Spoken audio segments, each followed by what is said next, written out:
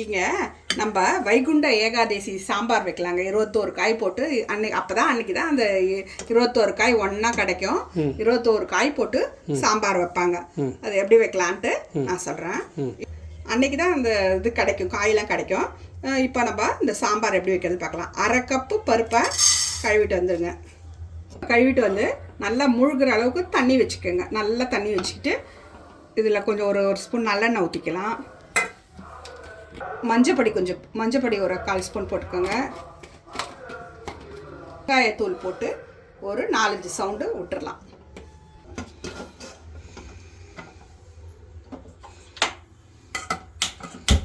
ஒரு 4 சவுண்டு விட்டுருங்க. பருப்பு வேக வச்சிட்டோம். இப்போ நம்ம அந்த காயை வேக போடுறதுக்கு எல்லாம் வச்சு தாளிச்சிக்கலாம். 1 ஸ்பூன் நெய் போட்டேன்.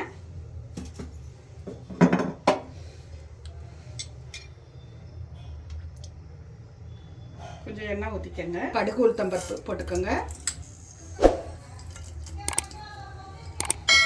சீரகம், வெந்தயம், 2 காஞ்ச மிளகா,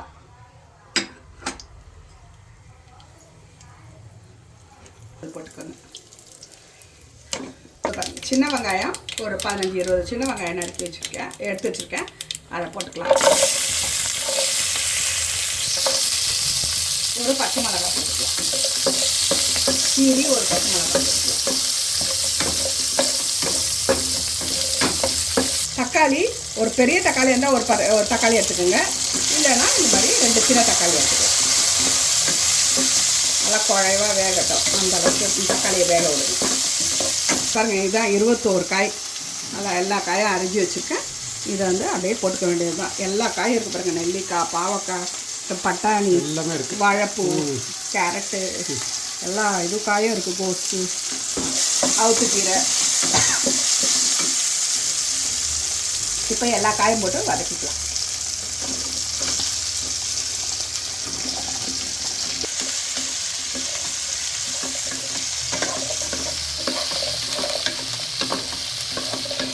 லெமன் சைஸ் அளவுக்கு புளியை வச்சு அதில் சுடு தண்ணி போட்டு ஊற வச்சிருக்கேன்.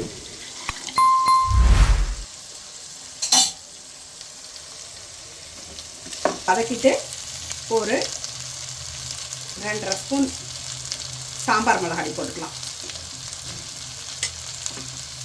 வீட்டில் இருக்கிற சாம்பார் மிளகாய் போட்டுக்கோங்க. இப்போ இந்த ஒரு தடவை தண்ணி விட்டு இந்த காயெல்லாம் வேகட்டும். அதுக்குன்னே வதக்கிட்டேன். கொஞ்சம் வேகட்டும். எல்லா காயும் இருக்குல்ல, நல்லா வேகட்டும். மூடி போட்டு வேக விட்டுருங்க. நல்லா வெந்துடுச்சு பாருங்க. காயெல்லாம் நல்லா வெந்ததுக்கு அப்புறமா, அதுக்கு முன்னாடி புளி தண்ணி ஊற்றக்கூடாது. அதுக்கு காயெல்லாம் நல்லா வெந்ததுக்கு அப்புறம் தான் புளி தண்ணி ஊற்றணும். புளி தண்ணி ஊற்றிக்கோங்க. ஒரு குட்டி லெமன் சைஸ் சொன்னால் அந்த இதுவை ஊற்றிக்கலாம்.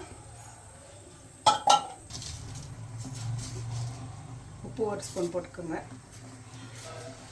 இப்போ இந்த புளி தண்ணி கொஞ்சம் நாளி கொதிக்கணும். அப்போ நல்லா கொதிக்க விடுங்க. இந்த பருப்பு நல்லா வேக வச்சு எடுத்து வச்சுருக்கேன் பாருங்கள். இதை நல்லா மசிச்சுக்கலாம். நல்லா மசிச்சுக்கலாம். சும்மா கரண்டியாலே மசிச்சாலே போதும். ஒரு 4 சவுண்டு விட்டேன் பாருங்கள். நல்லா மசிஞ்சிடுச்சு பாருங்கள். அவ்வளோதான். புளியும் நல்லா கொதிச்சிச்சு. இப்போ நம்ம அந்த 1/2 கப்பு பருப்பு இது பண்ணியிருக்கோம் இல்லையா, அதை நல்லா போட்டுக்கலாம். கொஞ்சம் கொதிக்கட்டும். கொஞ்சம் நாழி கருவேப்பிலை, கொத்தமல்லி நல்லா கடைசியாக போட்டு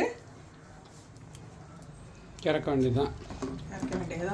இது உடம்புக்கு ரொம்ப நல்லது. எல்லா காயும் போட்டு வைக்கிறோம் இல்லையா. கதம்ப சாம்பார் 21 காய், எல்லா காயும் போடுறோம். 1 ஸ்பூன் நெய்யை விட்டு ஆஃப் பண்ணிடலாம். ரொம்ப டேஸ்டியான சாம்பார் ரெடி.